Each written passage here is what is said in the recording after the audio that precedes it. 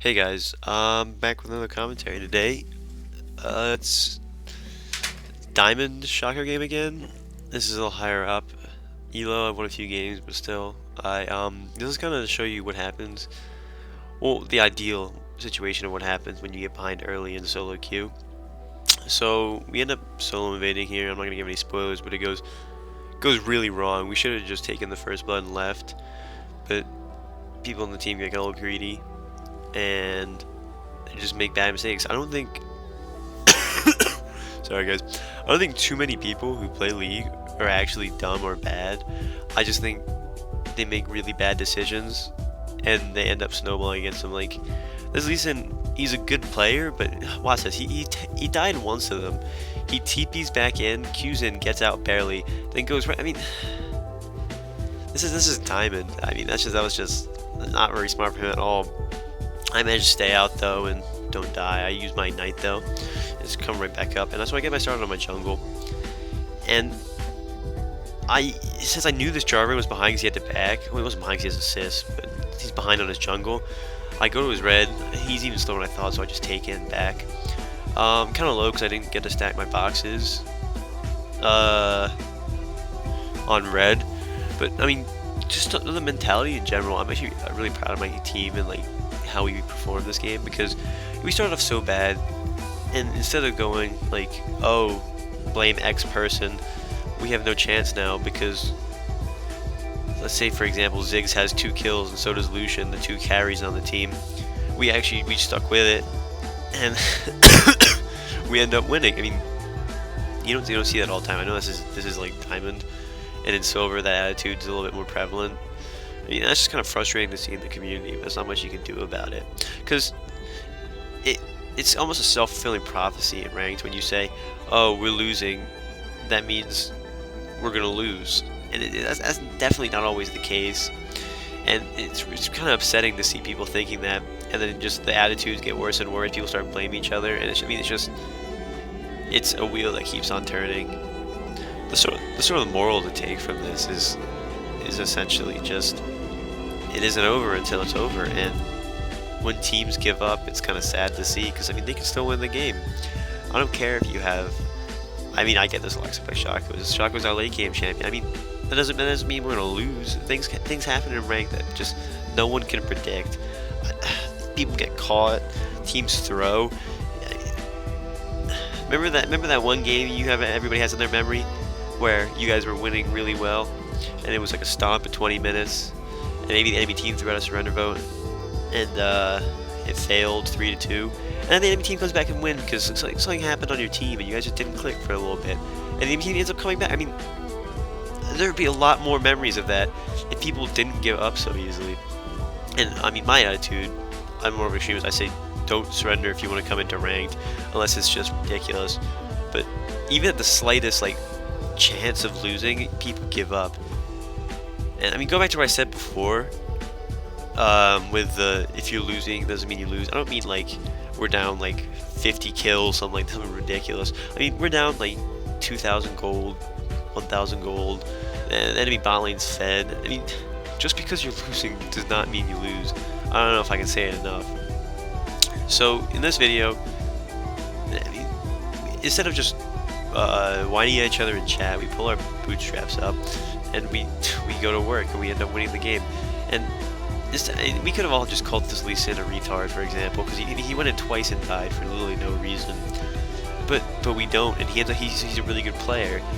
I think he might have performed differently if he had 4 members of the team yelling at him saying, "What the fuck, Lee Sin? You gave my bot laner 2 kills and my mid laner assists and all that crap." Because I mean, bot lane did have a huge advantage. Lee Sin did mess up, but putting that in his face doesn't change the fact you can't change a game by whining at someone. And I understand if you're frustrated at your team, whatever elo you are, you can be challenged, you can be bronze. You don't take it out. That's just really poor manners and bad etiquette to do that, and to make a teammate really just like relive his mistake over and over again because you have to prove that he did something wrong. I think he knows it, but at this point he's sort of arguing to get you to get back at you, and he's calling you bad, and then the endless cycle of arguing in League of Legends continues. You know, I mean, if someone makes a bad play, just just play and make it up. You don't need to be talking. I'm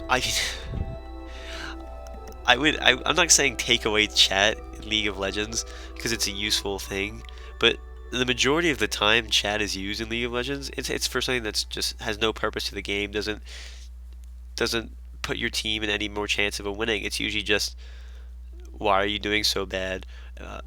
X champion, and then they go, because I got camped or some shit. And instead of even starting that debacle, just play. I mean, I know I've reiterated myself a few times, but just play. You don't know what's gonna happen late game. You don't know what's gonna happen mid game for that. Teams. The reason solo queue is such a beautiful game type is because it's so unpredictable, and you don't know what's gonna happen. And I think the best solo queue players are the ones who don't give up and the ones who shut up, because no one likes a whiner. No one likes that toxic player, and we've all been him at one point or another. I know we have. I know I have, and I'm ashamed to say it, but it's the truth. So I mean, if you don't get anything else from my videos, and I know this is early on, but for a life lesson, but if you don't get anything else, just don't rage in any team sport or anything like that. In real life, it's a little different because you can't turn to your friend in basketball and say, like, what the hell, man, that was an awful shot, or that was an awful play, and you put us behind there, or something like that. But in League of Legends, you're playing against you're playing with 5 strangers, and you don't know them. You probably never have to see them again in your life, and it's an interesting study of human nature, almost, to see how people react in a game where you rely on your teammates, and we bury them for our own advantage. And you shouldn't be doing that. It's a team game. It's 5 on 5. That doesn't mean you do well and everyone does bad. That means everyone on the team does well. High tide floats all boats, and you should keep that in mind when you're playing this game, in all games for that matter. But just the anonymity is what does it, though. That's what really kind of unleashes the beast in people. You can be a really nice guy, and then just get on League and since you don't have to see people in their face, say whatever you want. You don't have to even see these people again. So I mean, this is my second video, and I sort of going into all this stuff. And I am sorry if you came for Shaco tips. If in this particular video I didn't really get too many or any kind of jungling tips overall. I mean, it's interesting to me to kind of break apart the nature of League of Legends and what makes it such a fascinating game and such a fun game, and solo queue as a game type, and sort of how it attracts so many people but then deters so many as well. I guarantee you, I mean, it's an impossible number to calculate, but if you looked at how many people wanted to play League of Legends, thought it was an interesting game, but then were deterred by the community when they got their first game, played against some guy Smurf who told them they were trash for building a certain item in their first game they've ever played. I can tell you that my first game I ever played wasn't very pretty, and if I look back at it now, I could riddle it with not comments, with insults. But I mean, that's just an awful setup. I mean, how many ways we can fix without changing the entirety of the game and what makes the game good for us. But it has to be a social change rather than developers. You can't ask Riot to change that for you. You have to ask someone else. So I mean, a little bit about the gameplay, because I've been talking about this the whole time, and I'm sorry guys if you didn't come for that. I'll try to do more of a gameplay one next time. Sorry, I'm still a little sick. But so going back into the runes and the masteries, I will link the mastery page in the lolking guide as usual. My runes are the usual move speed quints, damage reds, armor yellows, and flat MR blues. And as usual, I'll start with a Doran's blade, and I grab my pot and my red trinket. I always forget to upgrade the red trinket though. it just never crosses my mind. But it's actually probably the best one upgraded too, because it gives you an forgive me if I'm a little bit wrong here, but it gives you, I think, an oracles for like 10 seconds and reveals an area. So it's the only remnants of oracles left in the game, which was such a strong item that they took out. And that's one of the things I like so much about League of Legends that you don't always think about, is is how vast the game is and how many variables there actually are in a solo queue game, and how difficult it would be to predict a solo queue game and how everything's gonna go. Sorry, I just got a text there, guys. It's me, not you. And I think that's what makes the game what it is and so great. I know it's kind of bland commentating. I don't know. It's up to you guys. I mean, whoever watched my videos, the very small amount of people can tell me whether they liked what I just did or not. Because I mean, I sort of enjoy going into depth. I mean, I don't know. It's up to you to decide whether it's depth or not. Just kind of going into detail about these things and exploring them, because I think the idea of anonymity and how people interact on League is interesting. I think that the vastness, I guess it's another really term I can think of to use, of the game is interesting. It's